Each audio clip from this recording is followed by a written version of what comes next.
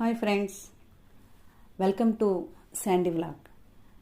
మనం యుద్ధం గురించి కొంచెం చెప్పుకుందాం.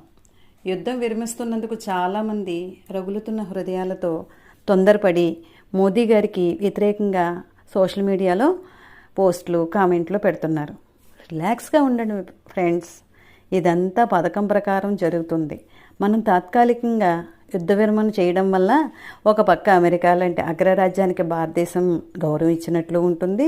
ఇంకో పక్క పాకిస్తాన్ వాడు ఎప్పుడు మా మాట వినడు, మా మాటకి కట్టుబడి ఉండడు, తిరిగి ఏదో రకంగా భారత్ మీద దాడికి ప్రయత్నం చేస్తాడు.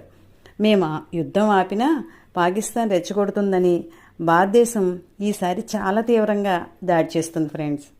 మనకి కావాల్సింది కూడా అదే కదా. మేము యుద్ధం వద్దనుకున్నా పాకిస్తాను యుద్ధాన్ని కోరుకుంటుందని అంతర్జాతీయ సమాజానికి భారత్ చాటి చెప్పే అవకాశం ఉంటుంది. అవునా కదా? అంతర్జాతీయ స్థాయి ఒప్పందాలు, ఆలోచనలు మనకు అర్థం కావు. సంయమనం పాటిస్తే 2 రోజుల్లో అంతా పూర్తవుతుంది.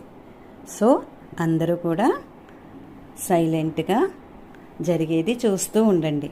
నేనైతే మోదీ గారు ఏ నిర్ణయం తీసుకున్నా ఆయన వైపే. మరి మీరెవరి వైపు?